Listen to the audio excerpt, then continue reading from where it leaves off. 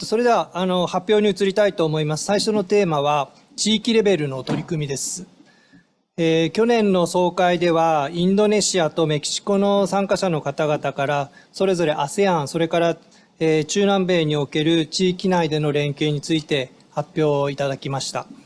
今回このテーマで発表いただくのはコロンビア、オーストラリア、そしてインドの方々となっております。そして各発表の後にはそれぞれウズベキスタン、カナダ、アルゼンチンからコメントをお願いしたいと考えております。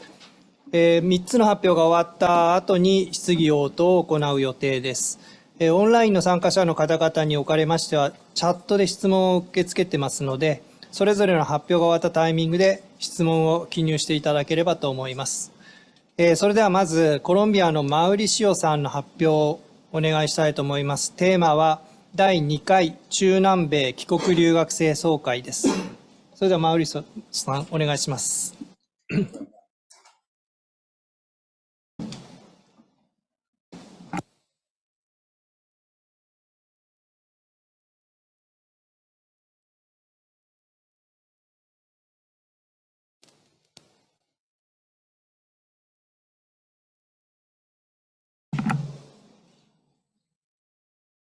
Buenos días. コロンビアのマウリシオ・ディアスと申します。まずは、アコヘという会をプレゼンテーションします。今年はコロンビア向け文部省の奨学金は52年目になりました。その間に留学したコロンビア人は340人ぐらいいて、58人ぐらいアコヘのアクティブメンバーになっております。アコヘの活動はいろいろ行っていますが、焦点は教育とインクルーションにあります。教育については、定期的にアカデミックセミナーを行っています。インクルーションについては、コロンビアで日本の WOW World Assembly for Women のようなイベントをやります。今年は3回目になりました。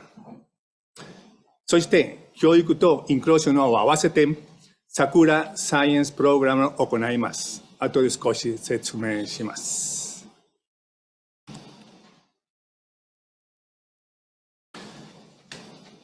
今年は第2回中南米帰国留学生総会と第2回中南米帰国留学生シンポジウムを行いました。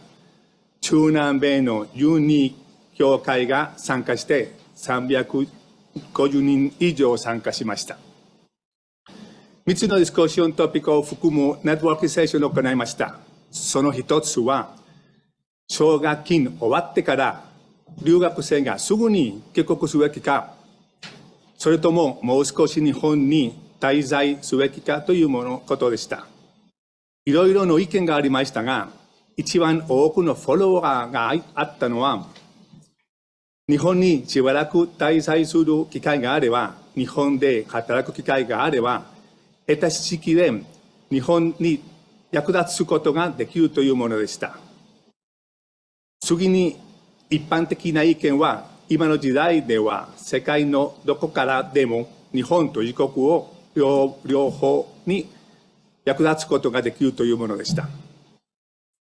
そして、パネルディスカッションで、どうして外交なのか、どうして芸術的な表現なのか、どちらと異なる文化をつなぐコミュニケーション言語です。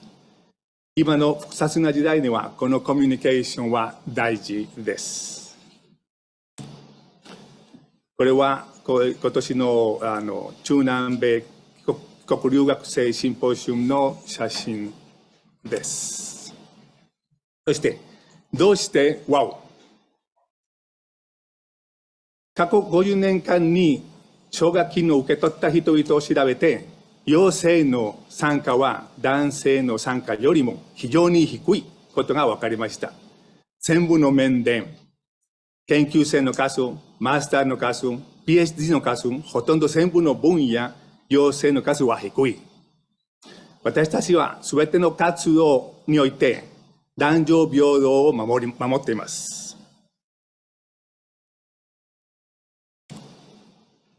これの一つの例は、桜サイエンスエクチェンジプログラムです。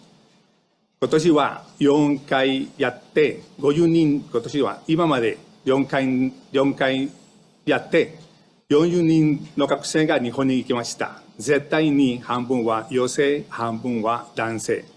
でも、桜の場合には、男女平等だけではない、コロンビアの私立と国立大学も参加して、首都と地方の大学も参加しました。今年は桜の5回目を行うように、埼玉大学と岩手大学を訪問して、これから準備をします。これで終わりたいと思います。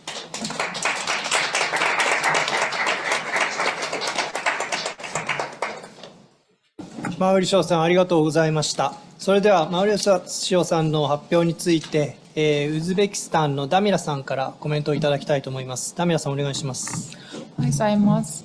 Thank you very much for your detailed presentation. So my question is, what strategies do alumni association use to promote the awareness about their organization? Thank you, Damiram.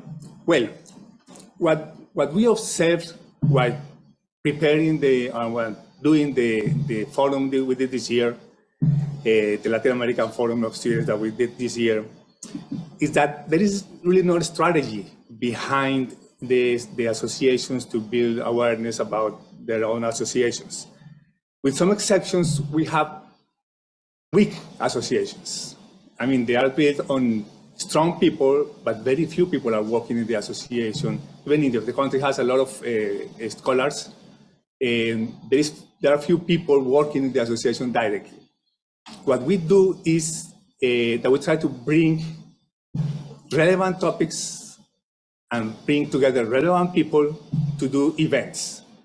For example, what we did with the 50-year anniversary of the association, what we did is to have the ambassador of the Japan in Colombia, together with the Minister of Science, the Minister of Education, the Minister of Culture in Colombia, together with the chairman, I should say chairwomen, because there are two women, the presidents of the biggest university in Colombia, private and public universities, and the biggest employer of PhD staff in Colombia.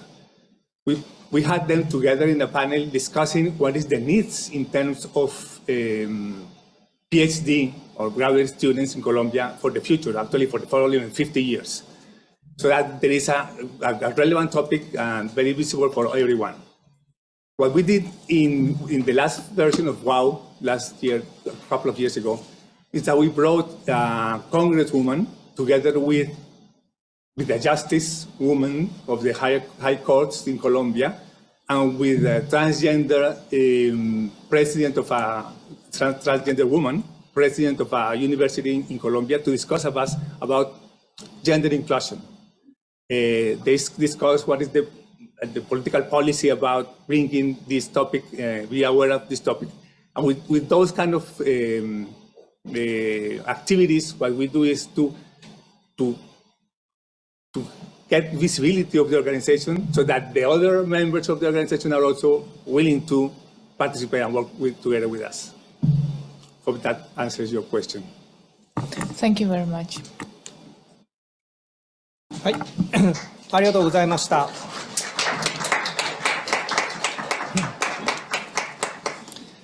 それでは次はオーストラリアのジェイソンさんに発表していただきたいと思います。テーマはメルボルン文部科学省国費留学生同窓会の活動紹介と第1回太陽州オンライン交流会についての発表となります。それではジェイソンさん、お願いします。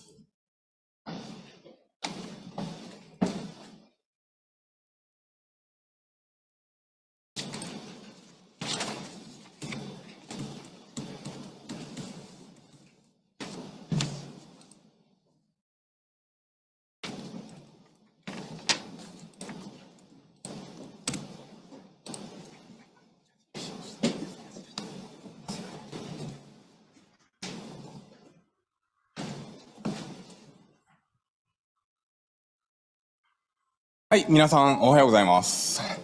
おはようございます。メルボルン文部科学省国費留学生同窓会の、副会長ジェイソン・ジョーンズと申します。今日は直接原稿から読ませていただきます。本日はまず、メルボルン、文部科学省国費留学生、同窓会の紹介、あるいは、今後の課題について短く述べさせていただきたいです。そしてその次、第1回、太陽州オンライン交流会の、報告を簡単に、させていただきます。オーストラリアの帰国、留学生会は、キャンベラ、ニューサウスウェールズ州、西欧州また、ビクトリア州、という4つの段階に分かれており、州によって実施されているイベントはもちろん違います。例えば、ビクトリア州メルボルン同窓会では、年次の行事として、在メルボルン、日本国総領事館主催の、メクスト同窓会の、懇親会が行われています。コミュニティ形成には非常に大事なイベントであるというふうに考えています。今後の課題として、特に力を入れたいのは、この次の4つのことを挙げられます。まず第一に、メクスト同窓会のメンバー、大丈夫。すいません。次押すの忘れてしまいました。失礼しました。メクスト同窓会のメンバー、同士において交流するチャンスを、増やすことであります。そして、その次、同窓会の会員による、高校生、大学生など若者のメンタリングをする機会を設けることです。そして、3、同窓会の会員を通して、政府、民間企業、教育、機関の間の、活動を促進すること。そして最後に4つ、4つ目には、ビクトリア州の各大学におけるメクスト、国費留学生制度の、さらなる PR の、実施、をすることです。で、これらのアイデア、すみません。これらのアイデアについては、2023年9月に行われた第1回太陽州、オンライン交流会において、話す機会がありました。また、ご覧の通り、どの同窓会でも、難点などもあるかと思います。例えば、オンラインの、コミュニティを、どのように育成し、維持すればよいかが、ここにいる皆さん、も抱えている問題である、であろうと思います。今日の午後には地域の交流セッションがありますけれども、それを機会としてアイデアを、交換するのを楽しみにしております。最後に、いくつかの、画像を、用意してありますけれども、これがオンライン交流、交流会の様子のスクリーンショットです。で、その次には、日本総領事館主催のメクスト同窓会の懇親会の写真です。左の写真の真ん中にいらっしゃるのはいつもお世話になっている島田総領事です。はい。私の発表は以上です。ご清聴どうもありがとうございます。はい、ジェイソンさんありがとうございました。それでは、ジェイソンさんの発表についてカナダのナターリアさんからコメントをいただきたいと思います。ナターリアさんお願いいたします。皆さんおはようございます。ジェイソンさん、面白いプレゼンテーションありがとうございました。さすがに日本語がお上手ですね。勉強になります。やはりジェイソンさんのプレゼンテーションを聞きまして、この帰国留学生をめぐる状況は国によって大きく違うんですね。それは帰国留学生の数にもよりますし、きっと例えば日本企業のオペレーションの規模とかですね、日本人のコミュニティの規模などにもよると思うんですけれども、一つジェイソンさんのプレゼンテーションで特に面白いなと思ったのは、大学生を対象にした留学プログラムのプロモーションですね。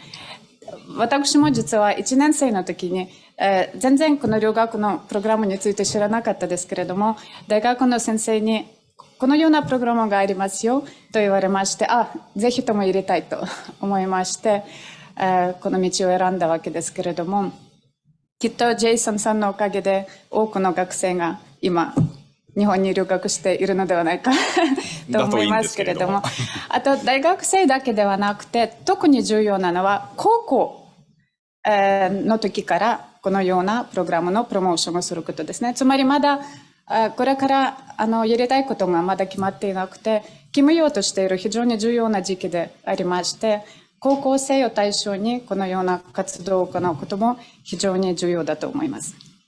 ありがとうございます。コメントどうもありがとうございます。ナタリアさん、どうもありがとうございました。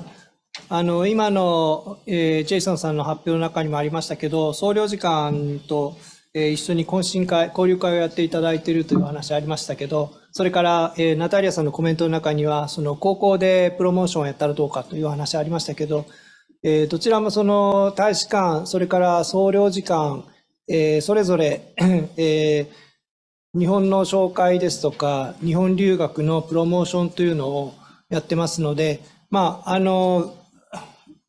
留学生会の運営にあたっては、大使館や総領事館とご協力いただいているところもたくさんあるかと思いますが、もしまだ、その部分について、大使館や総領事館と話されたことがない、一緒にやったことがないというところが、ありましたら、ぜひご相談いただいたらいいかと思います。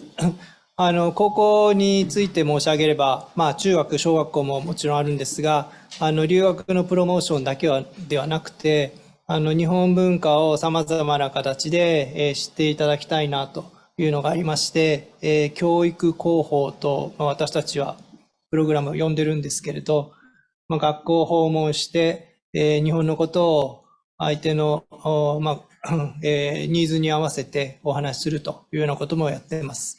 その中で高校であれば日本への留学の、プログラム可能性についてもお話しいただくことできますし、そういった活動についても、在外交換と、協力してやっていただくというのは可能ですので、もしご関心があってそういった活動をやっていきたいという、ご希望があればぜひぜひご相談いただければと思います。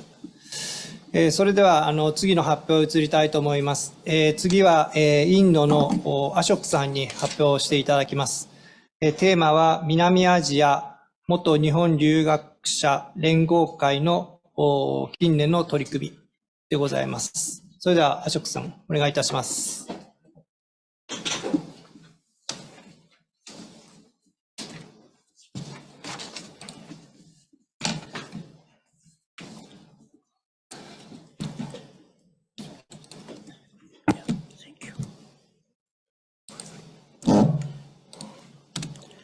Good morning, everyone. At the outset, let me thank the Ministry of Foreign Affairs for giving me the opportunity of participating in this conference. Thank you so much, sir. I will speak about South Asian Federation of Japanese Universities Alumni Association, emphasizing some of the new initiatives that we have taken. To begin with, may I just say a few words about my own association, which is Mombusho Scholars Association of India. I'm the president of this association. My name is Ashok Jain. Basically, we concentrate on academic and educational contacts between India and Japan.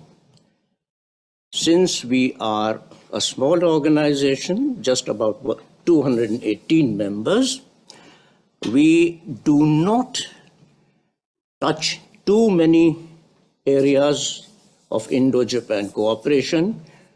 we limit ourselves to educational and academic contacts. Interestingly, our members are not necessarily mixed scholars.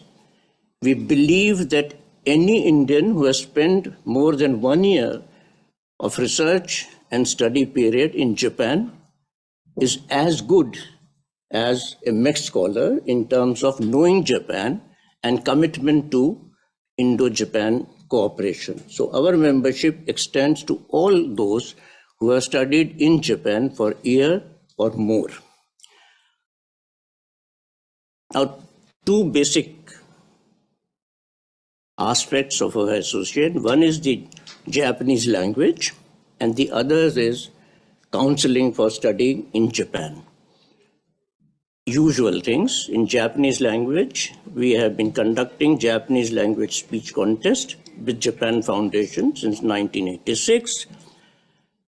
The speech contest in cooperation with the Embassy of Japan and Japan residents in India. 4 regional contests are held, North, South, East, West, and the final is held in Delhi. Japanese language proficiency test since 1986. Some 6,000 students take in Delhi alone. Then we have a Mosai Institute of Japanese Language. This was a Japanese language teaching program of the Embassy of Japan, which was handed over to us in 2002. Study in Japan is something which we started in 1989 through first with educational fairs and then counseling on behalf of the embassy. We do the counseling both online and on telephone and on person to person. Then we introduced the examination of Japanese universities since 2005. Twice a year we have been holding this. So these are basically the activities which are common in many ways to almost all the SAFJUA member countries with varying degree of intensity. Since 2019, we started a new activity, which is basically trying to decipher the historical connections between India and Japan. And this is a study forum which has international scholars, not limited to India and Japan. 2 publications have been brought out. In addition to these 2 publications, we also brought out a book in English summarizing the Nobel Prize winners of Japan. We thought that the younger people in India need to know that Japan has excellent Nobel laureates. Interestingly, all of them have studied in Japan. Now I'll come to SAFJUA. So the associations are listed. Association, Alumni Association Nepal, since 1973. India, of course, 1986. Sri Lanka, 1993. Pakistan, 1996. Bangladesh, 2000. And very recently, we added Bhutan in 2013. Now, this is a slightly flexible organization in terms the presidentship changes annually, alphabetically. Activities are that we have annual meetings with a half-day seminar on topics suggested by the host. We introduced a new initiative in 2019, which is called the Japanese Language Speech Contest, in which winners of each country participate. And this, we have held 7 so far. And during the COVID period, we had it online. Let me now come to the future. I think what binds us is the cultural links with Japan that have been historically constituted. to movement of people, to movement of goods, which these links go beyond the SAFJUA members and encompass really the entire East Asia and Southeast Asia. It's an important point which I wish to emphasize. Now, people-to-people contact, in our understanding, the festivals, the crafts, the music, and the art really touch the hearts of many people. And therefore, our endeavor would be that SAFJUA should work towards becoming a platform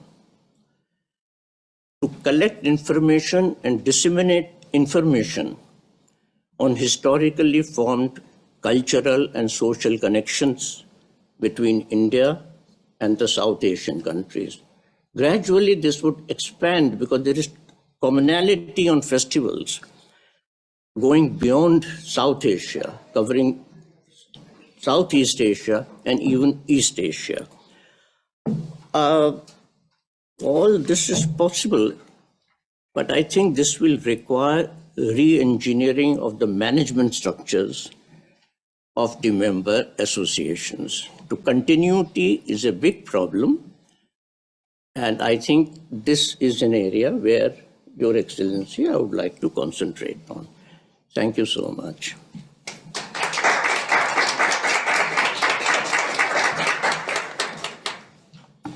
はい、アショクさんありがとうございました。それでは、アショクさんの発表につきまして、アルゼンチンのクリスチャンさんからコメントをいただきたいと思います。よろしくお願いします。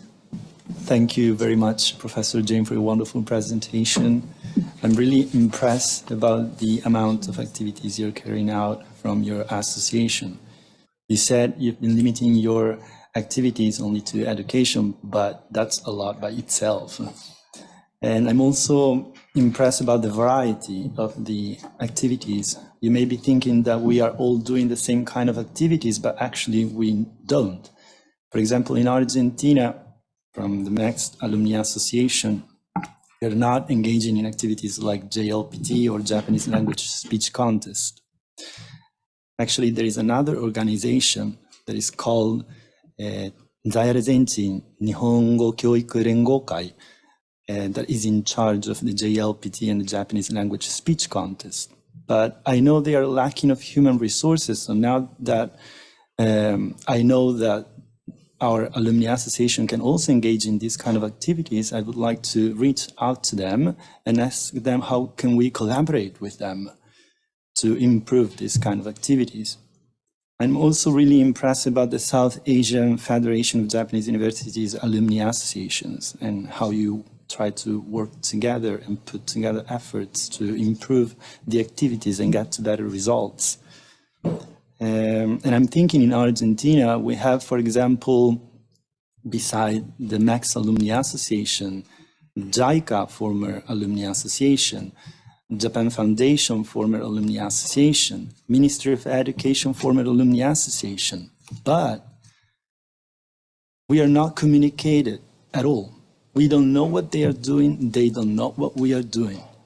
So I think when I'll be back to Argentina, I will try to reach also to them, to try to know them better and try to do some things together, put efforts together to improve our activities and try to get better results. So thank you very much. I learned a lot from your presentation. Thank you very much indeed. I think the point you are making about connecting with people is extremely important. Fortunately, I think you would agree that with online connectivity and Zoom meetings and so on and so forth, it has become quite possible.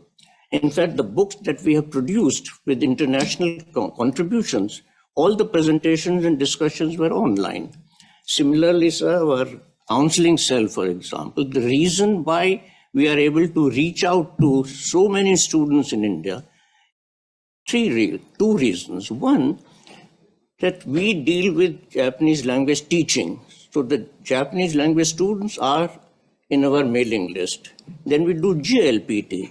Again, students who are taking JLPT are interested in Japan. It's a huge number of mailing lists. Third, therefore, the counseling cell, in a sense, builds on this network. Because mailing list is a crucial point. And how to connect with people? Anybody interested in Japanese language would be interested in going to Japan. So JLPT, then on top of it, we have EJU. So I think what has happened is that to me, it appears that if we have a huge mailing list, update it. The critical point I mentioned about re-engineering of the management, each and every email, each and every telephone has to be answered, which means that some of our members have to dedicate their time, and we announce it publicly, that this member would be available this day between this time and this time. So a little bit of management restructuring does help, and incidentally, we work very closely with Japan Foundation, with JICA, with, of course, the Japanese Embassy, and interestingly, with Japanese residents associations.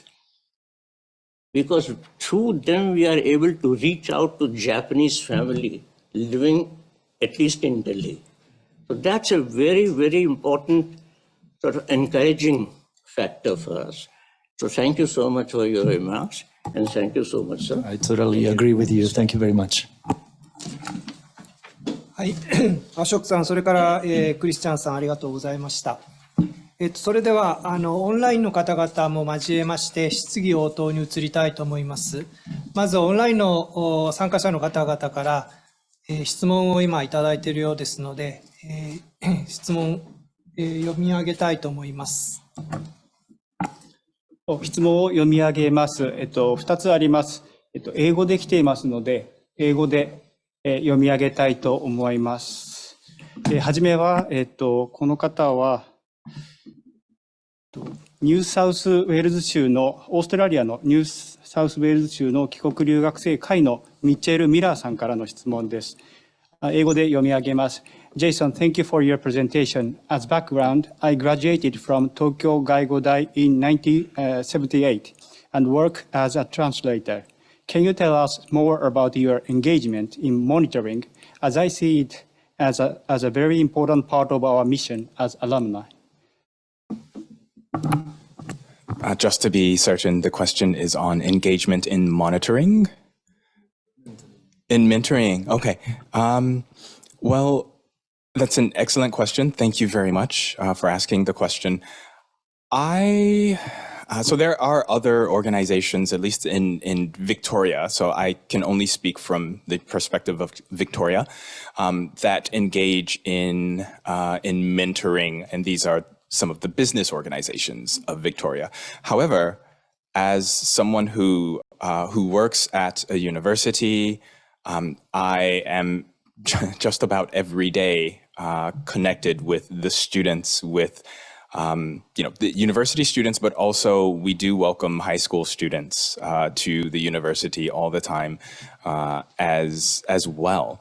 And so I think I'm in a particularly fortunate position to be able to speak with students very early in their lives, very early in their careers, and just talk to them about things and to let them know what opportunities might be available to them, available for them.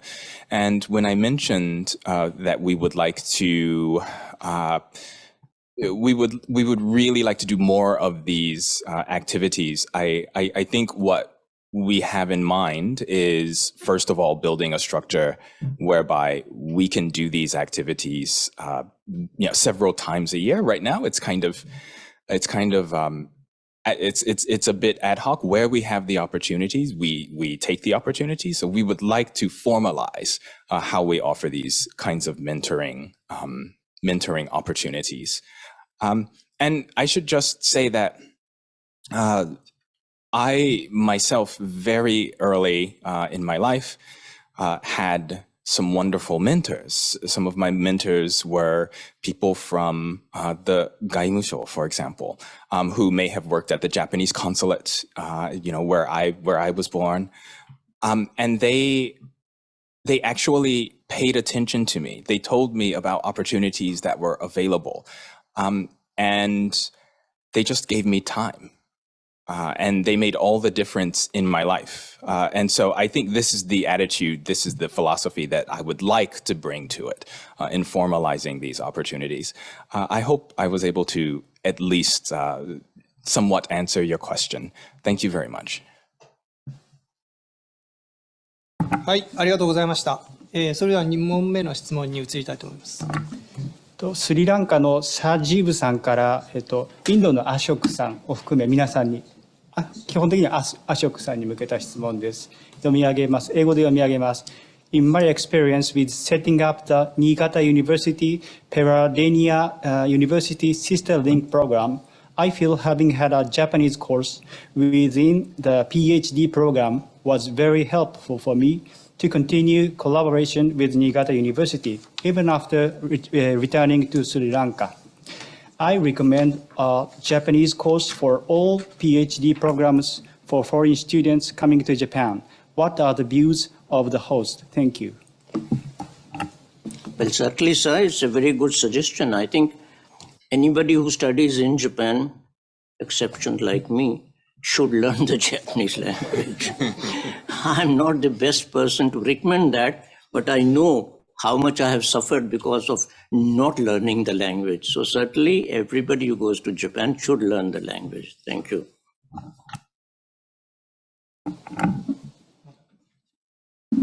はい、それでは次の質問に移りたいと思います。もう一問来ていますので、お願いします。これで最後の質問です。これもインドのアショクさんに対する質問です。メキシコの、フランシスコさんとカティアさんから届いています。英語で読み上げます。What are the challenges to create a confederation of regional associations of Japan alumni? Since Latin America already started online sessions, we think that the normal path toward the future will be to officially create a confederation. Therefore, what are the challenges, the benefits, and the most outstanding good practice for an integral union of these? And another question related to this one is, I believe Ashok-san mentioned that the president changes alphabetically every year. How do they guarantee that all new and older members participate? I think excellent question, because this is the thing which I referred to as re-engineering of the management structure. I think it is necessary because every year the presidents may change, but I think very two simple answers. One, each association must have an official email address. See, many of the associations, the presidents or the secretary, the personal email is used. So once it is changed, continuity is lost. So each association must have an official email so that the continuity is possible, the records are possible. Number two, I think activity-wise, people should continue for at least 3-4 years. Not necessary that the president or the office bearers are responsible for an activity. For example, JLPT, for us, there is a separate team. Irrespective of president, irrespective of secretary, the team continues. So I think my humble suggestion would be that focus on activities, make people in charge of those activities so that over the years it gets stabilized. This is extremely important in terms of counseling. Honestly, counseling information is available on the net, but to match that information with the local needs is not easy. The education system differs from country to country. And the student is not enough for me to say it is available on the net. I have to reinterpret that for the need of the child. So I think a counselor must first herself or himself become familiar with the information that is available so that he can then interpret it. So my suggestion would be, please have dedicated people activity-wise.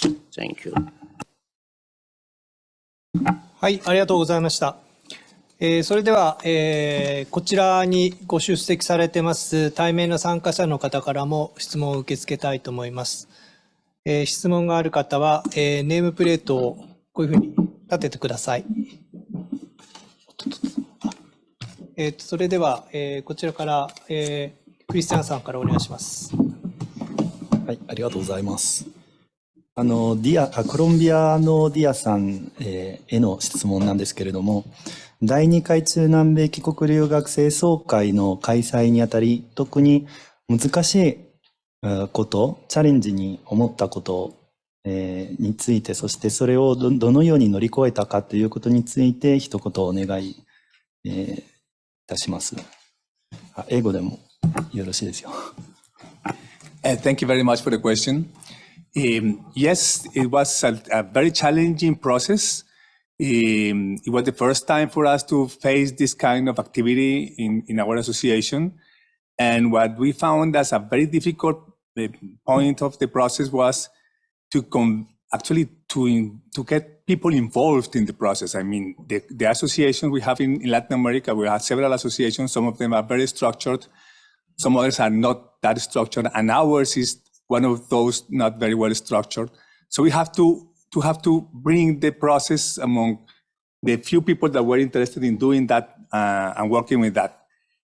And trying to get awareness from the other associations that are also, I mean, weak in their structure, and try to get the process involved in the process. A second part that was challenging was the topics we wanted to discuss in the event. We did it democratically. I mean, we did a list of activities or questions that were related with the present situation of the world of the region, and relevant topics, as I mentioned before. And then we sent the questions to the other associations for them to select 3 of them. And as a result, we had nice questions, but then we needed to ask people to be, what are the most knowledgeable people to be part of the panels. And that was also difficult. And the third part, which is very important for us, is that we needed it to be gender equal. And that was very difficult. I mean, the number of women is drastically lower than the number of men working in the associations or having the scholarships, actually, from the very beginning. So we tried to we did the most we could to have the same number of women and men participating in the panels. And at the end, well, we had a panel that is the World Assembly for Women, so they were all women. But we had a panel of diplomacy, and they were all men. So we had to, well, we didn't have to, but we had a person that is very expert in that. She's part of the association, so she was the moderator and was the only woman in the panel. So it's one of a panel, it was a manel. That was difficult. And there's something that we always face in this kind of activities. ありがとうございます。実は素晴らしいイベントでとても面白かったのでありがとうございました。はい、ありがとうございました。それでは、メキシコのルイサさん、質問をどうぞ。Hello, everyone. Thank you very much for your presentation, Mauricio. I really enjoyed, and also the event, like the Latin American Forum. I think it's a main project now for all the associations in Latin America. And I think AMEC and Colombia, we are very interested in this event to continue. for many, many years, and I think we are both like willing to keep leading the way, right? So for like the next country who is gonna like host the event. So in this line, I would like to ask you, like, what was the most useful advice or practice from AMEC that helped you to continue the event? And what was lacking? What would you like us to like do that will be, I mean, that would have done the process more helpful, right? So I think it's very important to somehow highlight these two sides for the to have like better results every time. So that will be like my two questions. Thank you. Thank you, Luisa. Well, I have to say that one thing that made things much easier was, I don't want to be, what is the word for that? I don't know. But the support of AMEC was very big. And the support from Japan was also very big. So one suggestion is attend those who already work with that and follow their advice, because that advice is very important for the event to be successful. And we did so. So you did a good job the previous year, a much bigger event. We knew that our limitations, so we did like half of the event. You have seven different panels. We did 3, just because we knew that we were not able to do more than 3. We cannot have the possibility to do that. So we prefer to concentrate our efforts and did only 3 panels. And that was like a good result of it. I mean, we don't need to show our weakness, just reduce the size of the event, and that's all. And the second part of the question, well, we got people asking to participate half a day before the event. That's a short So they really don't realize the size of the effort that has to be made to get the event. So they wrote, we received emails the day before saying, I want to participate. Thank you very much. But you have 3 weeks or 4 weeks, a month and a half before to ask for this. Yeah, we have all the presentations, everything was done. So there is a mistake in our side to get more information provided to the association, so they were aware that the things are to be made well in advance. Well, after that, when we were told that we have to participate in this event, we received an instruction to send our presentation a month before. And I said, wow, a month before, that's too much. And it's true, it has to be a month before. So that is something that we have to and more in our culture, in Latin America, we had this problem, and we did everything exactly the minute before the event. So that is something we have to solve. Thank you, Lisa. はい、ありがとうございました。いろいろとアドバイスというか準備の仕方も地域によって特性があって非常に面白い答えがお聞きすることができましたけど、他に質問はありますでしょうか。はい、それでは、どうぞ。はい、パプアニューギニアのオンボと申します。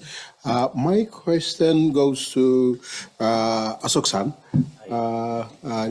You were mentioning about the JLPT, but this can also go to other presenters here or members here to answer, and also maybe from the Japanese end as well too. Now in my previous school, this would be the 4th year for my students to sit for the JLPT test, organized by the Japan Foundation. Yeah. And my students I have about, break them up into two groups. There's about 50 students in my class, 25 each. And they learn Japanese for 3 hours a week. That's too small, I think. So to sit for a JLPT test, from the lowest, that's N5, downwards, or upwards, it's going N4, N3, N2, N1. We all know that. So do we have a cutoff point for our students? How many hours or so, or how many length, duration of time that the students have to study this, study Japanese before they can even sit for the N5 or so down? Because I don't want my students to sit for, who have studied for 6 or 7 months per year, and then sit for an N5 exam, which I know and which they know that they will plunge. Thank you. May I answer it now?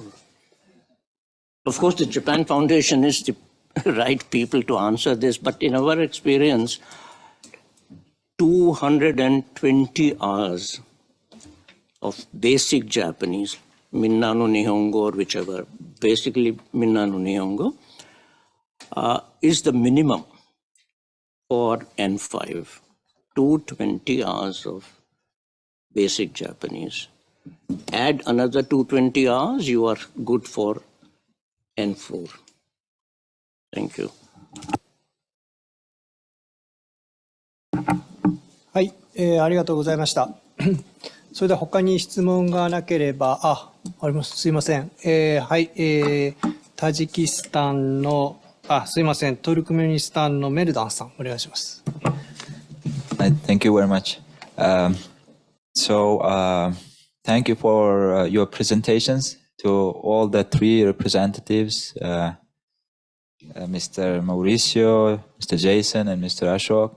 And since your presentation was like in the area of like regional initiatives of all of your three, and as for me, my area of concern is like PR activities, support for future scholars, and then of course like the PR activities.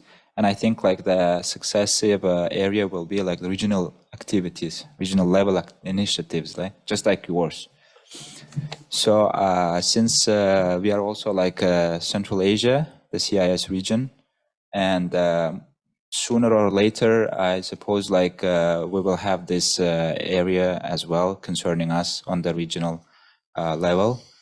And I just wanted to get the small advice, which is like could be the best thing that you could advise us before we reach the regional level initiatives, so that we can like have that in mind. Thank you. Like just a small piece of advice from every one of you.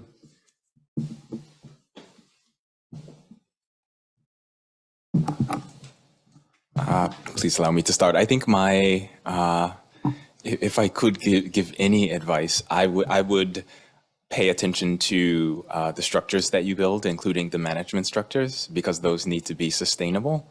And simple things such as continuity of contact, continuity of, I feel like I'm taking all of your points, but it's true.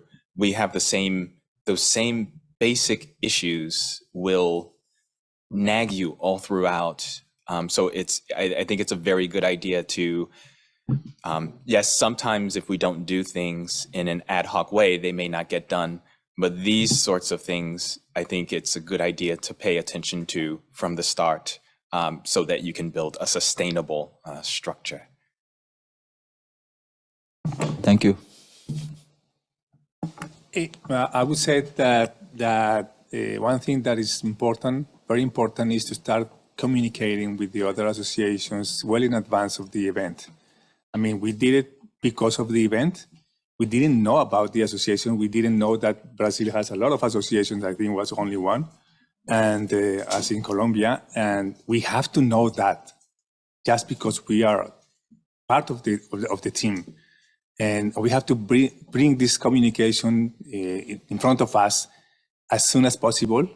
and continue doing it regardless of the need of an event or not. We have to keep communicating each other. Thank you. アショクさんもお願いできますでしょうか。Hi. Well, I think the points have been made. I would, in my humble experience, I think we tend to depend too much on our members alone. But I think many of the members would like to hear from experts. So I suggest you try to become a platform which can be used for useful information, for interesting information. And for this, maybe your own members are not the right communicators, but doesn't matter. I think at least you have contacts with your members and be that platform for connecting them with experts. I said, I mean, we are not in a position to give any advice, but some thoughts. Thank you all. はい、ありがとうございました。他に質問はありませんでしょうか。はい。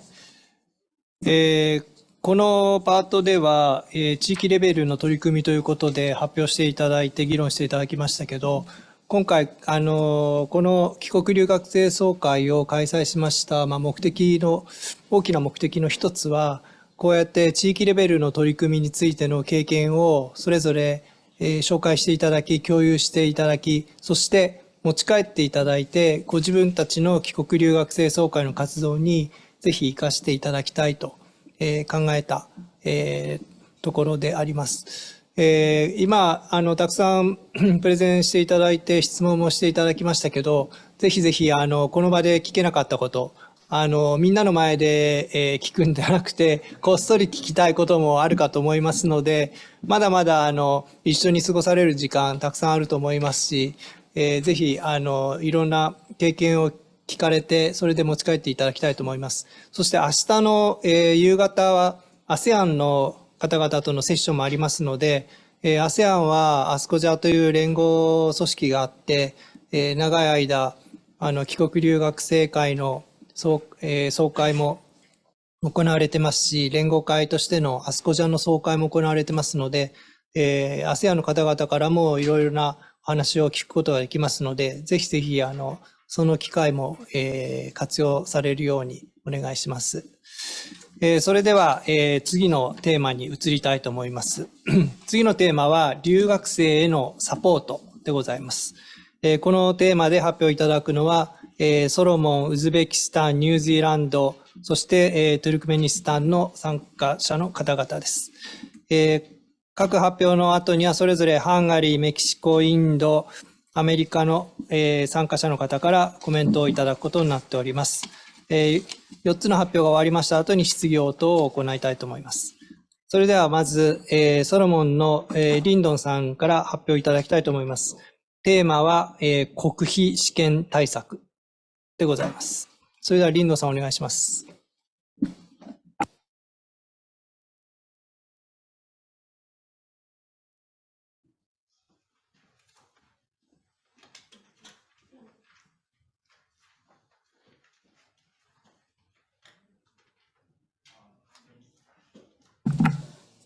皆さんおはようございます。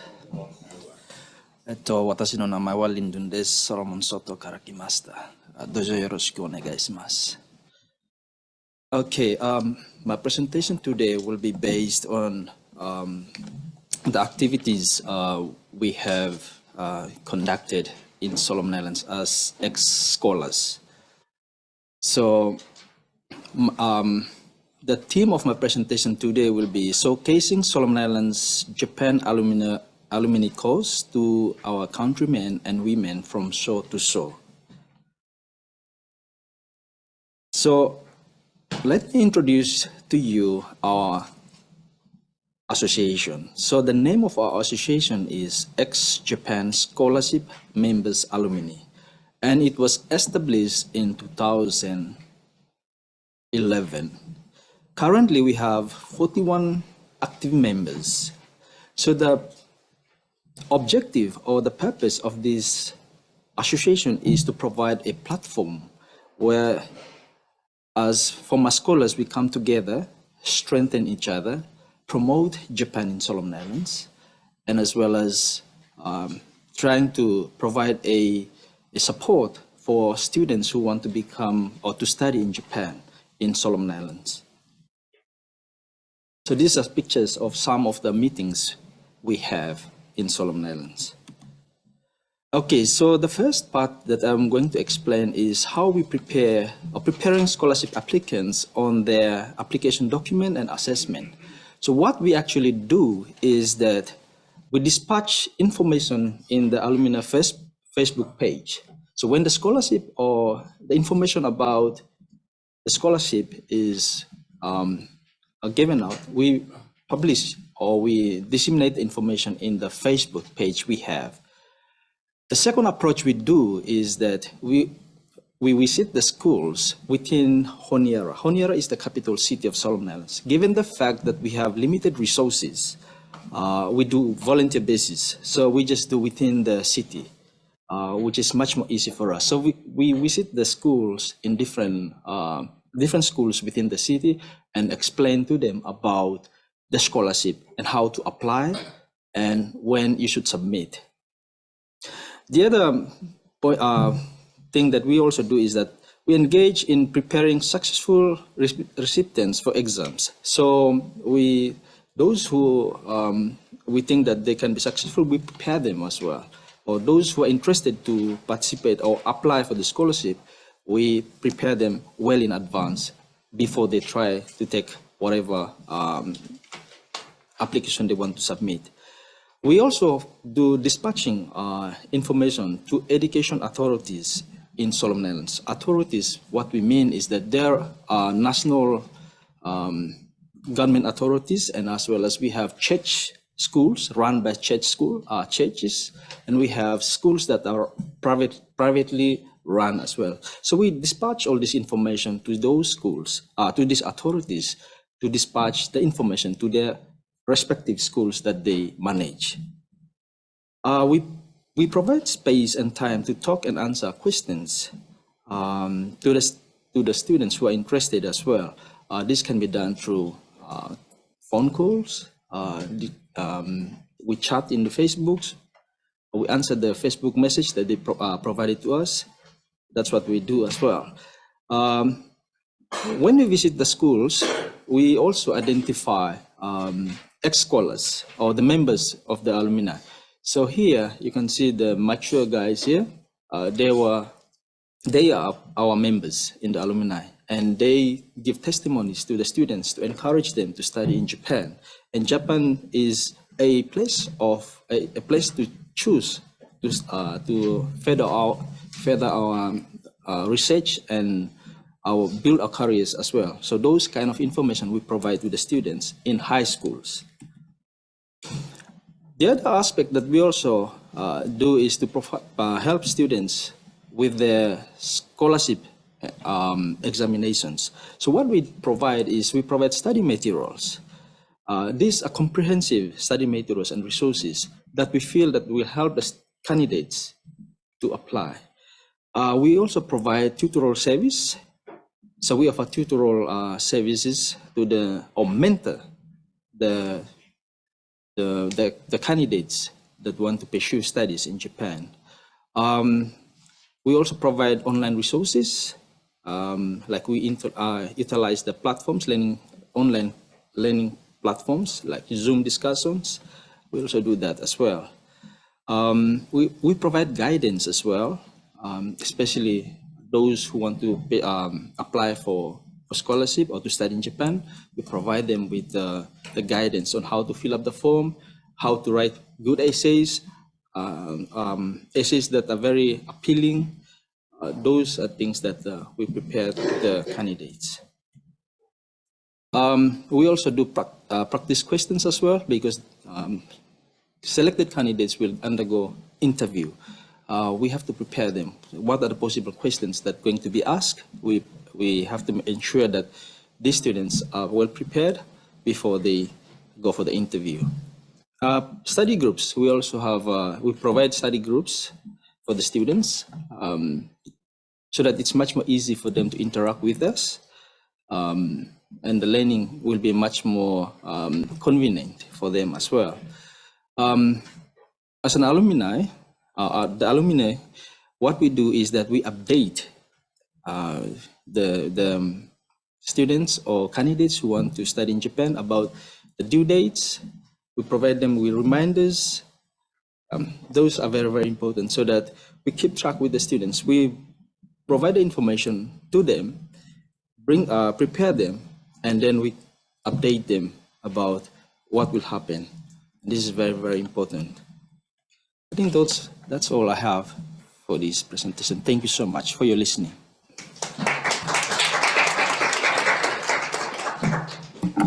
リンドさんありがとうございました。それではリンドさんの発表についてハンガリーのメシさんからコメントをお願いしたいと思います。Thank you. Good morning, everyone. I'm Emesha from Hungary. I make my comment in English now. Thank you for your wonderful presentation, and it's really fantastic what you're doing, this effort with 41 people. This must be a huge effort. I know how difficult it is to put people together and as a volunteer to ask them to go and promote this program. We, in Hungary, just compared to your country, we also do orientations, but we never go to schools. We put it on Facebook, we put it on social networks, and we ask people if they're interested to come to our place, and we will make an orientation. This is a very nice and very good idea, what you're doing, that going to school and providing materials. So I will actually have concrete question about it. But before that, I also would like to mention that as my experience, students, especially from high school, they are really not self-confident about passing the exams. So they're always afraid of how to make the application, what to write down. Especially, I don't know in your countries, but especially the math is very difficult because the structure, how they educate in Hungary and in Japan, the Japanese math high school lectures or materials is not connected, not in the Hungarian education system. So actually when they do the math test, the Hungarian students, high school students, has to study the university math level to pass the exam, which if we explain to them, they are of course not self-confident, and what they say that okay, I'm very good in math, I'm not gonna pass the exam. So what I'm trying to tell you is that this is really nice that you providing materials, you studying together with the students, you going to schools and put effort in it. And my questions is really very concrete questions. I would love to know how many schools do you visit a year, and how many students are joining this material study groups, and if they join the study groups, what are the percentage passing the exam? Because that would be really interesting. If it works and you say it's like 100%, then probably you should all do that. So, last one question, how long do you study them? I mean, how long does this study group? So is it like a couple of months that you preparing together with them, or is it like just a few weeks? So it would be really interesting, these concrete questions. Thank you very much. Thank you so much, Hungary, for your nice questions. Yeah, I think 2 questions you answered here. But first, I think your comment, based on your comment, especially when we volunteered our time to go to the schools and visit all the schools. I think what actually comes back to us is that for the I think we feel as we owe Japan because for me especially, I spent 8 years in Japan under the MEX scholarship, and I feel I am indebted to the Japanese people because my master's and PhD were funded by the Japanese taxpayers. So I have to give something in return. So most of us, we do it voluntarily just because we feel indebted to the people of Japan. That is one thing. With regards to your question about mathematics, for Solomon Islands, we have the same problem as well. Especially for the undergraduates, we don't have, the success rate is, I think, very little. And we have the same problem with mathematics. Because the one we adopt, I think it's British style. So, because we were colonized by Britain, and our education system is tailored towards the British style of education. And that is one of the limitations we have. With mathematics, I think the students from Solomon Islands, the concept they know, but the way how the question is asked makes them confused. So that's the biggest problem with us, especially for the undergraduate. For the research scholarship, we are doing fine with it. So we have like two students per year for the next. We hope it will be increased in the future. So that is the challenge we have. You ask about the number of students, how many schools we visited. Yeah, last year we visited, I think, 2 schools or 3 within the Solomon Islands. But most of us, we have a professional job as well. So we find time just within there to visit those schools as well. So it's quite challenging for us. That's the only thing. So with regards to the pass rate for the undergrad, it's quite difficult because of the mathematics. So most of the time, the success we have is towards the research students. So for research students, we prepare them, give them information in advance, and tell them as well that if I survive in Japan, you can also survive as well. Those kind of information we have to make them feel confident about themselves as well. I think Genesis is one of program that students in the Pacific, they come over to Japan. I think this has an impact to the undergrad students. It's provided to the University of the South Pacific, and most of the time they come over to Japan, and when they go back, they said, okay, let me try the Mombukasho scholarship, because coming to Japan and they were very, intrigued whether the level of standard of technology and everything here in Japan. So they went back, they go to the embassy and say, please, we want to try the MEX scholarship. So those are some of the good things about Japan doing for Pacific Island countries. Thank you so much. はい、リンドンさん、そしてエメシさん、ありがとうございました。日本の数学が難しいというのは私も同意します。よくわかります。国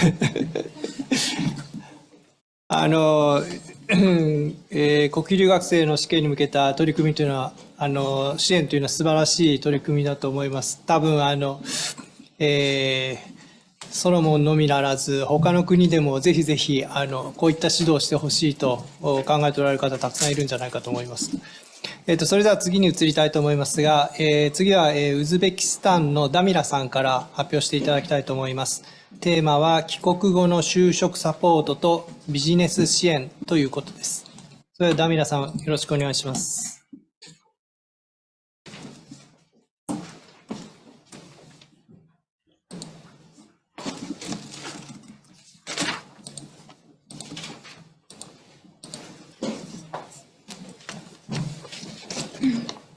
皆さんおはようございます。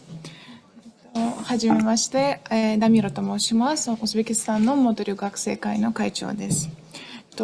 発表は今日日本語でいたします。2009年にですね、ちょっと最初に簡単な自己紹介をしたいと思います。2009年に1年間、文部科学省の日本文化研修留学生として、2016年度大使館推薦により、外国人研究留学生として名古屋大学院に留学する計画を得ました。現在、ウズベキスタン日本大使館の広報文化班で働いています。で、今日は留学生ネットワークを活用した、就職サポートとビジネス支援というテーマで発表いたします。ウズベキスタン元日本留学生会ですね、ウズベキスタン・ジャパン・ユニバーシティズ・アラムニー・クラブ、設立したのは2014年のですね、7月です。現在の会員数は387名です。で、元日本留学生会の目的は、留学生に交流の機会を与えてビジネス形成を促す。新たな提携や新しい共同プロジェクトの展開です。元留学生のネットワークを活用して日本企業の進出を支援することです。就職活動の支援、就職相談とかですね、職業紹介、インターンシップの情報を提供することです。具体的にですね、それらについて次のスライドを紹介して説明したいと思います。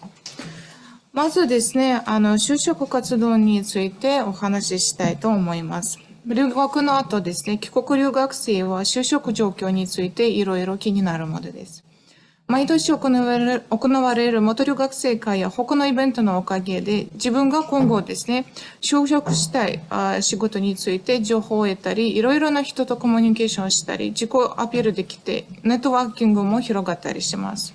その例としては、元留学生であるアブドハキムフ、ウズベキスタン環境保護ですね、気候変動大臣が留学経験のある優秀な元留学生を観光職人、および同省の付属のセントラルエイシアグリーンユニバーシティ外国省として採用しました。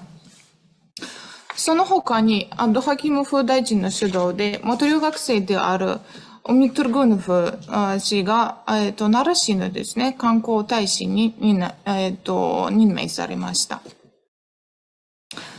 さらに、元留学生と連携しながら、帰国した留学生が通訳者、観光ガイド、大学の教授、教務部長や、教務学生支援担当の副学長などとしても任命されました。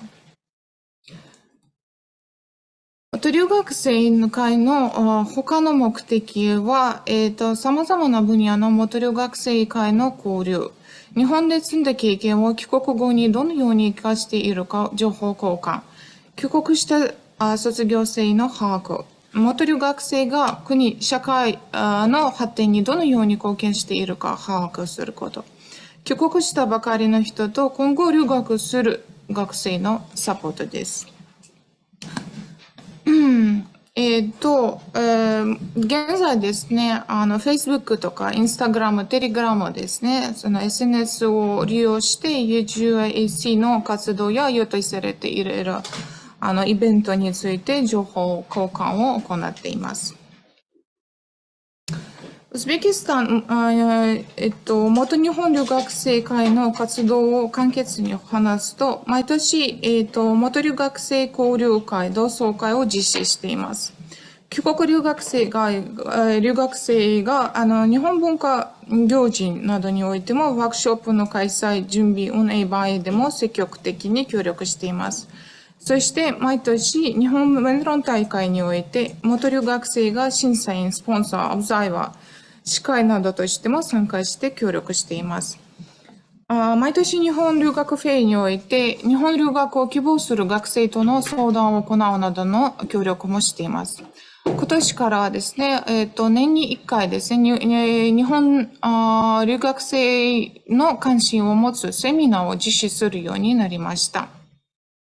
こちらのご覧になっているのは2014年からですね、2023年まで行われてきたウズベキスタン元留学生会の記念写真です。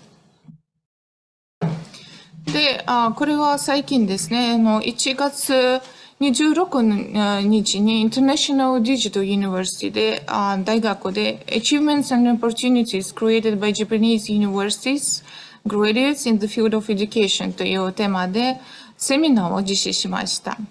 で、セミナーの写真です。セミナーではですね、大学の学長ですね、大学長やファウンダー、大学のファウンダーとかもですね、参加していました。今後の課題としては、次のことを考えています。定期的にセミナーや交流会を開催することです。元留学生会を中心に活動だけではなく、今後留学生する学生を対象にオリエンテーションや説明会を行うこと。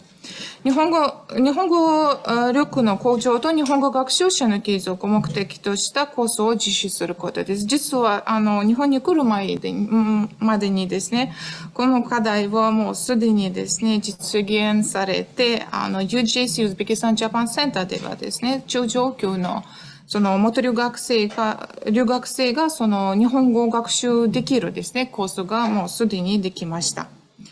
で、次は日本企業とネットワークを構築して、元留学生との協力機会を設定することです。日本企業でインターンシップに参加できる場を作ることです。で、最後に、このような貴重な機会を与えてくださったモーファーの皆様に感謝の気持ちを伝えたいと思います。発表はこれで終わります。ご清聴ありがとうございます。はい、皆さんありがとうございました。それでは、メキシコのルイサさんからコメントをいただきたいと思います。よろしくお願いします。Thank you very much, Tamira, for your interesting presentation. Actually, I am also very surprised because you really have many very diverse activities, especially just as Christian said before, in Latin America, usually associations, we don't get involved with language contests, right?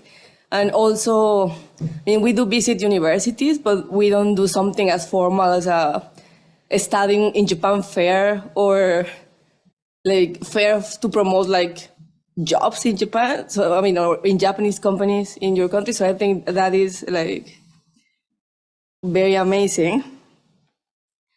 So I would like to ask you, if these promotion activities, to promote the scholarship and also to promote the fairs for working in Japanese companies, do they take place just in the capital city, or are there some efforts to go into other areas within the country? Thank you. Okay. And also, I would like to ask you,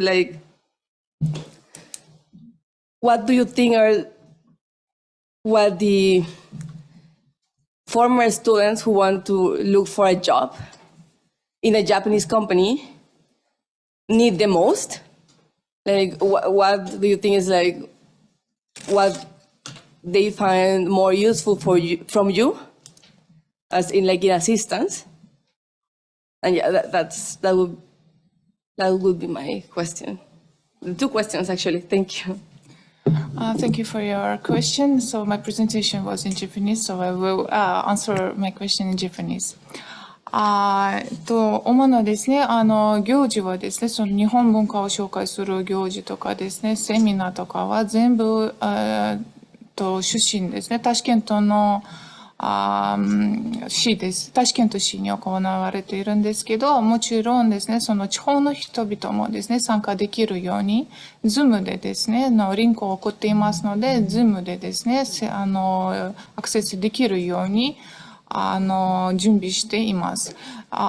でも同窓会の場合はやっぱり自分、友達に会いたいとかですね、一緒に勉強していたですね、卒業生と会いたい人が多いので、地方にいるかかわらず、やっぱり機会を作って自分のスケジュールを調整してですね、同窓会に出席、地方から出席している人は多いです。非常に多いです。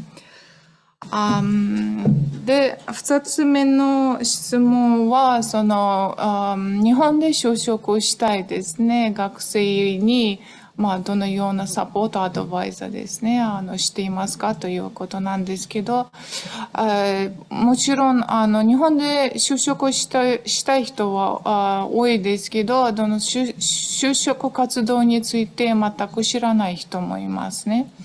だから最初はやっぱり日本の留学についてですね、今後就職するために何が必要ですか？もちろんそれは教育ですね。日本ではどういう教育があるのか、どういう大学が自分の専門にですね、関するですね、科目が提供しているのか、それを最初は留学からですね、必要な情報を与えて、もちろん次はですね、就職活動について先輩からですね、いろいろアドバイスをいただいて、学生たちに説明しています。はい。で、今後はですね、セミナーでは、できれば、今後は、日本企業もですね、セミナーに参加するように、いろいろ今ですね、設定をしていて、もしですね、機会があったら、今後、留学する学生たちもですね、そのセミナーにですね、招聘して、直接日本企業に質問できるようにですね、したいと思っています。ありがとうございます。はい、どうもありがとうございました。はい、それでは、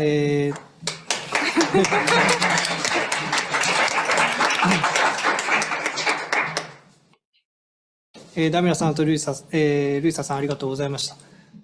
それでは次は、ニュージーランドのポールさんに発表していただきたいと思います。テーマは、新しい帰国留学生、新規帰国留学生に対する支援、それから、帰国留学生間の交流強化ということです。それではポールさん、お願いします。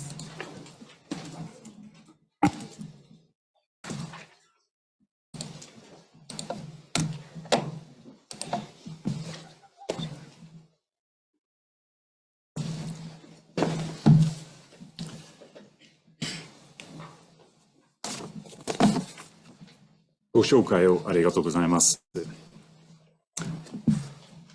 まずはじめに、この第4回帰国留学生総会のために日本に来られる素晴らしい機会を与えてくださった日本の外務省に感謝いたしたいと思います。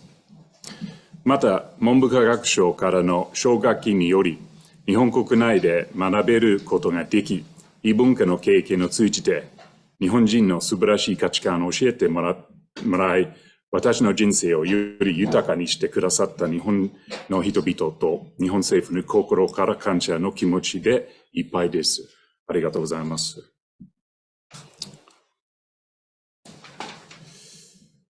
本日、私はニュージーランド文部科学省留学生会の代表として発表させていただきます。ニュージーランドには3つの支部があります。最初の支部は首都ウェリントンで1995年に設立されました。現在の会員は40人です。クライストチャーチには会員63人、オークランドには会員が108人います。私はオークランド支部のメンバーです。私は34年前の1990年に文部科学省の国費留学生奨学金の受賞者として九州大学で日本語と日本文化を学び、その後に大分大学に行って現代会計学を学びました。私を含む留学生はこのような幅広い学習を受けることができ、大変光栄に感じていると思います。奨学金は専門分野の知識を身につけるだけでなく、日本をよく理解しながら、ハイレベルの教育を受けた若者を生み出すのに役立つものだと感じています。専門分野の知識と日本に関する知識を持つ人は、信じられないほど強力な組み合わせの能力を持つ人でしょう。このような留学生は自分の国に帰っていろいろな企業からの需要が大きく、仕事の分野で能力を発揮して、影響力のあるリーダーになりながら、日本と強い関係を築く人になることが期待されます。でも実際にこのようなことは起きているのでしょうか。私の経験によると、ニュージーランドではこのようなことは残念ながら起きていないか、十分な回数で起きていないような気がします。対照的にイギリスからのロール奨学金を受賞してオックスフォード大学で学ぶ機会を与えられたニュージーランド人は母国に帰国すると仕事に成功し、多くの場合非常に影響力を持つ人物になっております。私の疑問は、なぜこのような違いがあるのか、そしてどのように日本の奨学金の受給者がよりよく自分の国で貢献できるのかということです。では、最初になぜそれが重要なのかを説明したいと思います。留学生は母国に戻った時に学問やキャリアを続けるだけで十分なのでしょうか？答えは No だと思います。なぜなら留学生はそれ以上の成果を出せるからです。日本政府は文部科学省奨学金の制度に大きな資金を投資しています。例えば学生の日本の飛行機代、留学中の生活費の支払い、教授への給料など、様々な費用を負担しています。そして、その他にも、留学生会館を建設する費用もかかっているかと思います。日本政府によるこの投資は、日本国民の税金によって払われています。したがって、これらの留学生に多くの期待を寄せるのは当然です。期待を寄せるのは、取得した専門分野の知識だけではありません。知識だけの取得ならば、日本政府は外国人、例えばアメリカの大学で学ぶための奨学金を提供するだけでいいかもしれません。しかし、奨学金の制度の本来の目標は、留学生が日本の本当の友達になって、おのおのの国に帰ってもらうことではないかと思います。真の友こそ、日本が抱えている課題を深く理解し、おのおのの国の人たちに日本の立場を熱心に説得できる立場にいると思うからです。他の国の留学生についてはコメントはできませんが、残念なことにニュージーランドにはこのような留学生は少ないかもしれません。文部科学省奨学金の留学生はいつもあらゆる問題について日本をサポートしなければならないと言っているわけではありません。また現在は日本を含む世界の国々はいろいろな問題を抱えているかと思います。そんな中、留学生の素晴らしいところは日本に長い間住んでいて日本の生活の良い面も悪い面も経験していることです。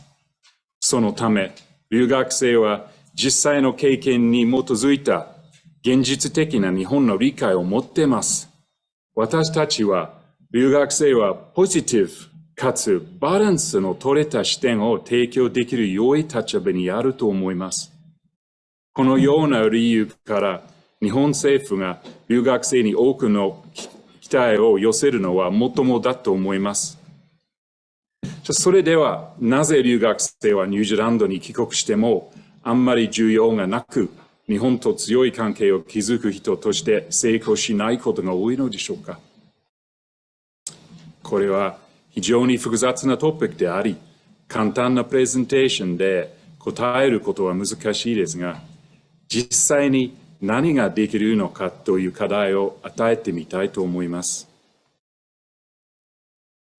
実際に話すことは私の経験でしかないのですが、私は日本での学習を終わってから約20年間はほとんど日本で働きました。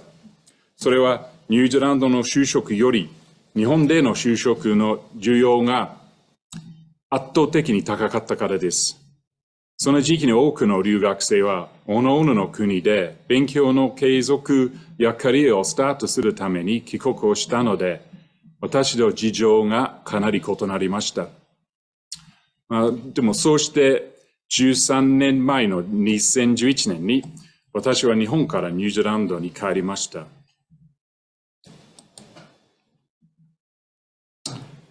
私はすぐにニュージーランド文部科学省留学生会のオークランド支部に入会し、イベントに参加するようになりました。イベントの回数は限られていましたが、主にオークランド総領事公邸で新しい留学生たちを送別する夕食会でした。私のような昔の留学生が自分自身の経験を思い出してシェアしたり、日本への熱意を新たに感じたりする素晴らしい夕食会です。しかし、これらの夕食会では、ニュージーランドに戻ってから日本関連で有意義なキャリアを築いていない留学生が何人もいることを知り、がっかりしました。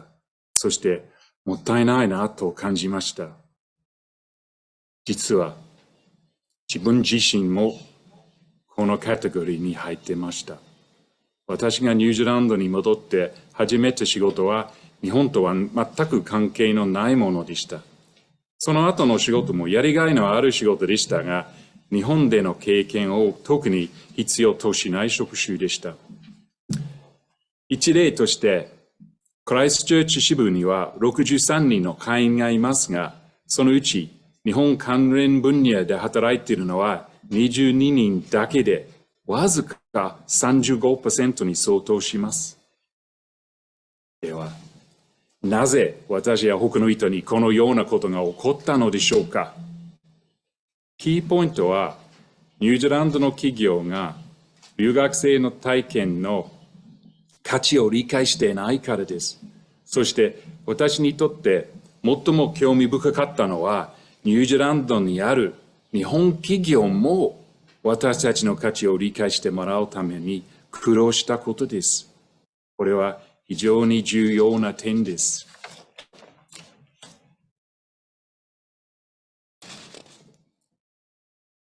日本と関係のある仕事の機会がなければ、留学生は日本とつながりが全くない中で仕事を見つけることになります。留学生にとっては勉強が終わった後に良いキャリアの機会がなければ魅力的ではありません。文部科学省奨学金の制度がより良い成果を出すには、優秀な奨学金候補者を集めることが鍵になると私は考えています。さて、帰国した留学生の就職先が日本と関わりがある場合も、ニュージーランドでも限られていますが、あります。例えば、私が知っている中で、オークランド大学の日本語学科で働いている人や、翻訳ビジネスを立ち上げている人たちです。これらの人は、確かに影響力があり、成功したキャリアを持っています。しかし、私の考えでは、彼らが日本とニュージーランドの政治やビジネスに大きな影響力を持ち、サポートする立場にないと思います。留学生が有効な国際関係に貢献できる仕事に就ければ、どんなに素晴らしいことでしょう。これを実現するのは難しいかもしれません。でも私からは一つ提案があります。それはニュージーランド企業や日本企業が留学生の就職活動に積極的に関わることです。特に日本の企業に関しては、留学生がまだ日本にいる間に日本で働く機会を与えてあげるのはいかがでしょうか。そしてうまくいけば、経済力がある日本で数年働いた後に自分の国でその経験を生かした仕事につながればより良いのではないでしょうか。企業に決まった期間勤めることは、さらに学問や研究を続けたい人や、教育や芸術に関わりたい人にとっては必要ないかもしれません。しかし、多くの留学生にとっては非常に価値のあるものとなるでしょう。また、このような奨学金の制度には、前向きな将来へのキャリアの道があることが示されるので、将来の留学生にとってより魅力的なものになるという利点もあるかもしれません。これは一つのアイディアに過ぎませんが、文部科学省奨学金の留学生が帰国後にさらに活躍できるように支援する方法は他にもたくさんあるかと思います。じゃあ最後になりましたが、私の望みとしての文部科学省奨学金の経験者とは、専門分野で成功し、仕事と私生活の上で日本との関係を維持しながら、日本をポジティブかつバランスの取れた視点で見ながら、日本と母国との間に強い関係を築く人になることだと思います。そのために私は今も努力しています。すみません、ちょっと長くなりましたけど、私の話を聞いてくださってありがとうございます。はい、ポールさんありがとうございました。それではポールさんの発表について、インドのアショクさんからコメントをいただきたいと思います。よろしくお願いします。Paul san, you've raised questions which I'm sure all of us have wondered about. I mean, yes, I think these are important questions, and I don't have answers. But let me share with you my understanding of these questions. On first, the students who have received scholarship and studied in Japan, are they connected with Japan? Now, I believe they are. Not necessarily through my association or your association, but in their own way. For example, if there is a Japanese food festival in a country, in any city, they all attend. Why? Because they're still connected with Japan. I scan the Facebook, any number of mixed scholars, they do not interact with Mosai, but they have their own groups, talking about Japan, sharing pictures, and so on and so forth.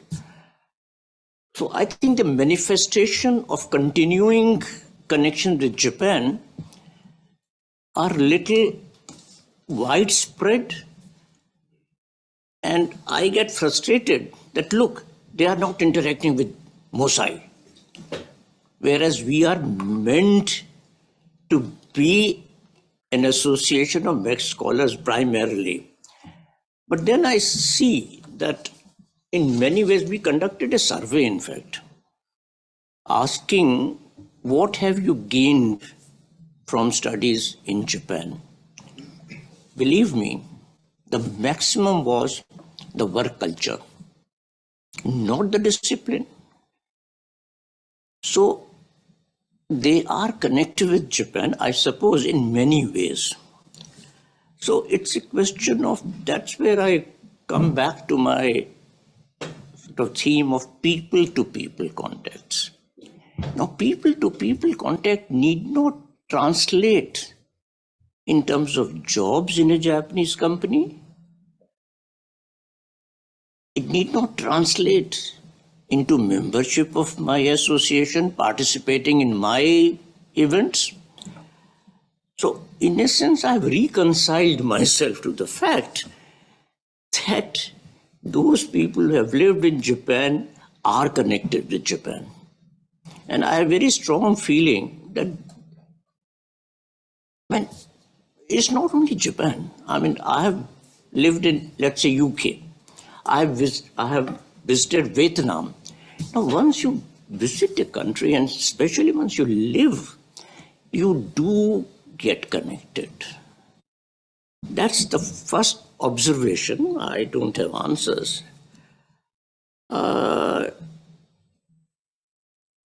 To the other questions of jobs in Japanese companies,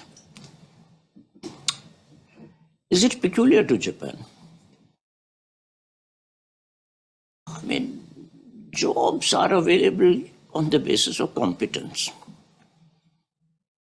Whether you have gained that competence from Japan or USA, from within the country, except few types of jobs. In my case, I became science attaché in Indian embassy because I had studied in Japan. But these are very few types of. But I do feel, and I share with you, that connection with Japanese companies of MEC scholars is weak. To the extent that many of the MEC scholars, while in Japan, would not have visited a Japanese company. And they have not visited any Indo-Japanese joint collaboration. So in fact, I had requested the Japanese embassy through Japanese Chamber of Commerce and Industry and so on, to periodically arrange visits of these former scholars to Japanese companies, especially to the manufacturing companies. So I think there is some effort required in retaining the interest of MEC scholars directly to Japan. So I agree with you, and I suppose the purpose of this meeting is just that we are discussing with the Japanese Ministry of Foreign Affairs, we are discussing ourselves, and surely somewhere something will happen. Thank you so much. Thank you very much. はい、ポールさん、アショクさん、ありがとうございました。それでは、午前中最後の発表になりますが、トルクメニスタンのメルダンさんからお願いしたいと思います。テーマは、渡航前、渡航中、渡航後のサポート及び留学方法です。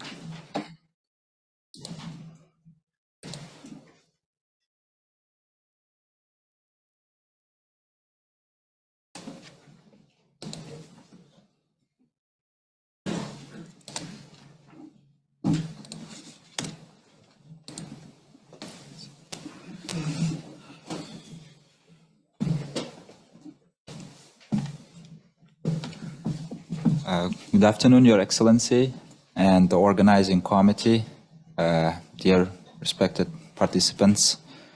Thank you very much for inviting me and all of us for this wonderful event to represent our activities in a certain country. My topic or my area of concern is PR awareness and support for the study program in Japan.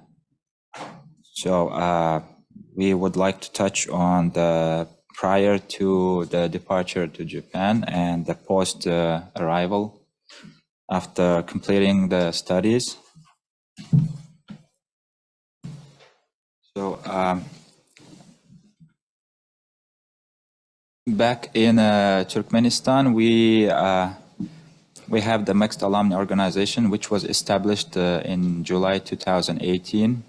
Which is recent and at the nascent level comparing to all of you, all of your like organizations back at home. And since we started in 2018, we had the COVID situation in 2019 all over the world, and we couldn't do much of the activities and programs related with the PR. So for the last few years, we have been conducting regular seminars, sessions once or twice a year, providing like a brief introduction about the Japanese education, about the Japanese culture and social life.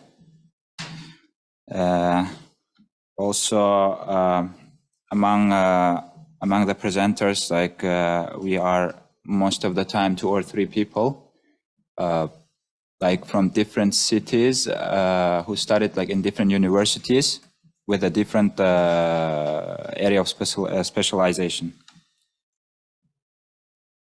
So mostly when we do the briefing sessions to the prospective students back at home, mostly we have like the university students and maybe like some high school students. And we provide the seminar like for 1 hour or so, and then we have a Q&A session. We are open like for resolving the questions and for answering like different sorts of like questions from the prospective students, but we do mostly do it like in the organized and scheduled like seminars. So, and this is the picture that it's displayed. This is like the alumni of the MEC scholars like alumni like from Turkmenistan. So we are like mostly 15 to 20 members like all over the country, and that keeps on varying depending on the availability of the MEC scholars. Like some might dislocate like to other countries like for the job reasons and many other reasons. And since we have started like very recently, we have the initiatives, but we don't have the proper structure and proper like schedule or programming like regarding like how to proceed with the PR program in the best possible way. So few of the initiatives are like frequent briefings and guidances. So maybe we have to increase like the interaction with by multiplying like the sessions, adding more cities like into the scope, since we are doing it only like in the capital city Ashgabat. And some of the region and some of the prospective students who are interested to study in Japan, they might not be able to attend it due to the proximity. And creating Japanese Corner Center for the ease of access to Japanese language and culture in other cities. And we don't even have the cultural center in the capital city yet. So, and also like since the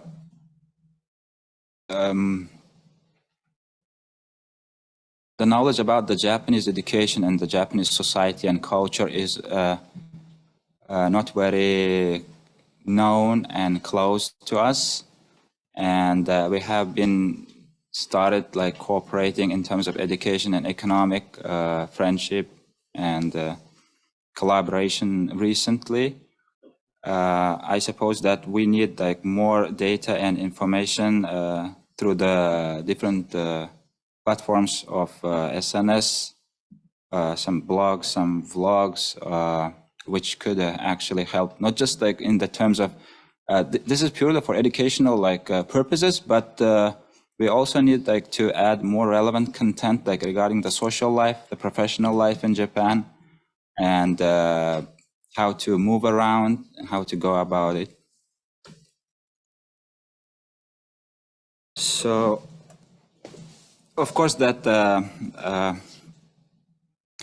the same content could be like in our local language or in Japanese, who wish to go to Japan and do their undergrad or graduation. So I suppose that like most of the time, like when the fresh students like happen to arrive or happen to succeed like in the scholarship, they spend a lot of time trying to get acquainted with the local culture, with the local social life, and that is why like our also content will be like targeting like such kind of things, so that the students will not be spending much of their time like to learn how to move around. So these are just random pictures. You all know that since we all respect like the peace and the harmony, in the society, and Japan is like very much focused like on heiwa. So we all know that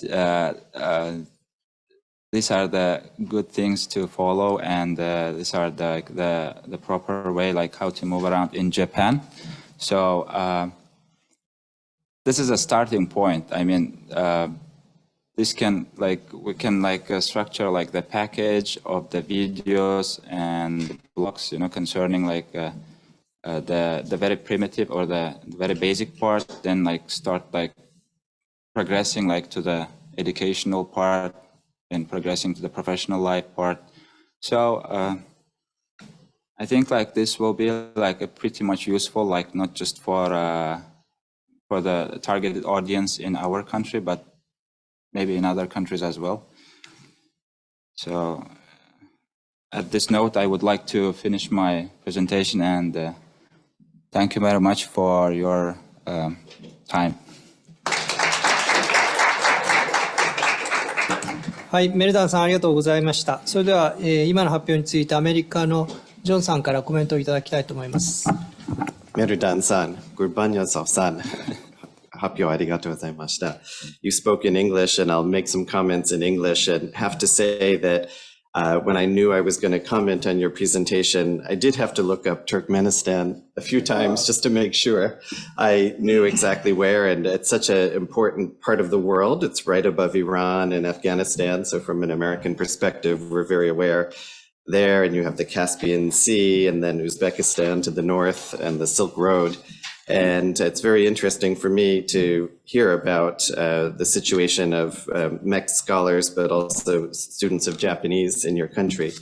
I understand it must be hard with no cultural center and maybe some rural areas to bring Japanese language education to everyone. And also, don't worry that your network is new as of 2018. You are 5 years ahead of the United States. We just started last year. So one thing I do know that we have in the US is Japan Foundation materials. We're the country with 2 offices, right, in New York and Los Angeles. And they have wonderful online materials for studying Japanese language and culture called Marugoto. And I really recommend it for students in Turkmenistan. And of course, from there, you can use, SNS and social media to have chats with students of Japanese around the world. In fact, I met a youth who never studied Japanese formally in high school, but loves anime and connected with youth in Japan and learned all her Japanese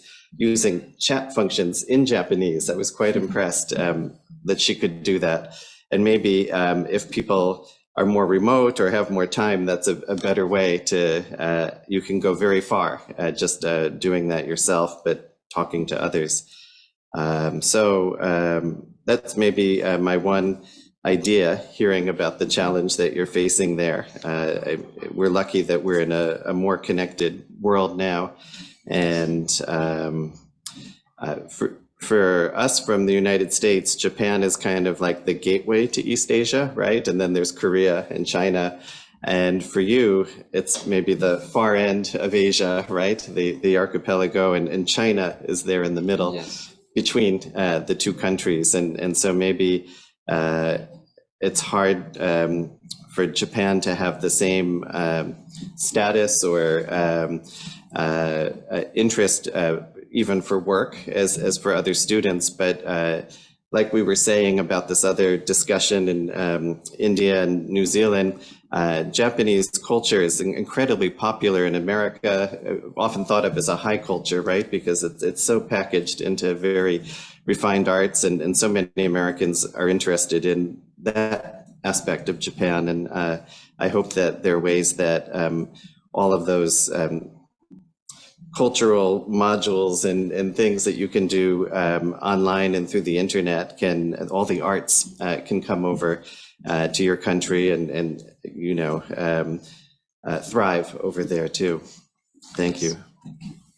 Yes, thank you very much for your comment. And We do want to properly structure like our organization and make a proper plan and how to like to devise the activities, how to roll them out, and what to expect, and what are the indicators that we need like to get the best out of our planning, and accordingly work like on the deficiencies or like on the weaknesses, and hopefully like we'll be able like to achieve like some results, and similarly like make a country-wise comparison like regarding like what could be done more. And I hope this session of ours it will give me like more ideas on how to properly run the organization, so that it could benefit like both Japan and Turkmenistan, and have a general effect like to the other like stakeholders as well. Thank you. はい、メルダンさん、ジョンさん、ありがとうございました。それでは、オンラインの方からコメントをいただいているようですので、ちょっと読み上げたいと思います。2つコメントをいただいております。最初は、オーストラリアのニューサウスウェールズ州の文部科学省留学生会のミチェル・ミラーさんからのコメントです。英語で読み上げます。I agree with the panelists that the math exam can be very difficult, especially if the education system in your country allows year 11 to 12 students to specialize in certain language, arts, humanities streams that do not include math, or if the content of the math curriculum in your country differs markedly from Japan. It would be useful in future to debate the need for the math test in cases where the scholarship recipient is not going to study math or other science technology related courses in Japan. And 次のコメントはスリランカのサジーブさんからです。In my opinion, the connection is higher if the graduates have studied Japanese language along with his or her specialty. 最後に質問が一つあります。シモン・ナイフさんからです。英語で読み上げます。What would you believe is the best way to promote great opportunities such as MEX scholarship to students interested in studying in Japan? はい、今の質問はどなたに、質問されたかというのは明示されておりませんでしたので、もし、可能でしたら、今までまだ発言されてない、例えば、ブラジルのパウラさん、もしくは、バングラデシュのコルシェロさんから何かもし、良いアイデアがありましたらお願いします。Konnichiwa. Thank you for your question. I'll answer in English. About the test being in the mathematics is so difficult for most of the candidates. I would have to come in defense of Japan because the country has so many Nobel Prizes in this area. So I think that the level should not be lowered. Maybe we, the other countries, if we would like to evolve, we should try to keep up somehow.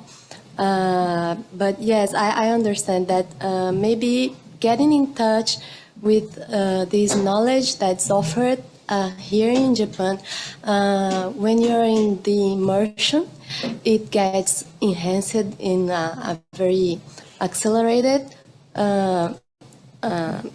way. So I think that more effort should be done from the side of the candidate, maybe, and should there be some policies to enhance the teaching math and physics and chemistry and so on, these subjects on the basis of the elementary, from the elementary school to high school. I think it's very necessary for our evolutions of all the countries. About learning Japanese, well, I'm speaking in Japanese, in English. For daily life, I can use the Japanese language, and this was one of the way how I could get some friends in Japan, and this is what I believe also that's very important. So to establish the connection, it's very important that you speak the language of the native person, because this is how you touch the heart, and this is how you can make things true. So this is, I think that should be supported to keep, even though there are the English tracks in the universities now, in the new courses, the Japanese language courses should be kept as well. Thank you. はい、ありがとうございました。それでは、コルシアさん、お願いします。はい、Thank you very much. So yes, it is very true for physics, math, and biology. It depends on the education system of respective countries. But language, Japanese language, to know the Japanese language, it will help to know the cultural activities, and definitely in the department, the communication with the Japanese teachers and the other colleagues. But definitely it's for science background, it needs to enrich the education system of respective countries. Thanks. はい、ありがとうございました。それでは午前中の部の時間をちょっと過ぎてますので、これをもちまして、第4回帰国留学生総会の午前の部を終了いたします。午後の部は日本時間の午後1時半から、開始いたします。オンラインで参加されている方は一旦 Zoom から退出していただいて、10分ぐらい前にまた入っていただければ、いいかと思いますのでよろしくお願いします。それでは、午前の部はこれで終わりにしまして、ランチタイムに入りたいと思います。どうもありがとうございました。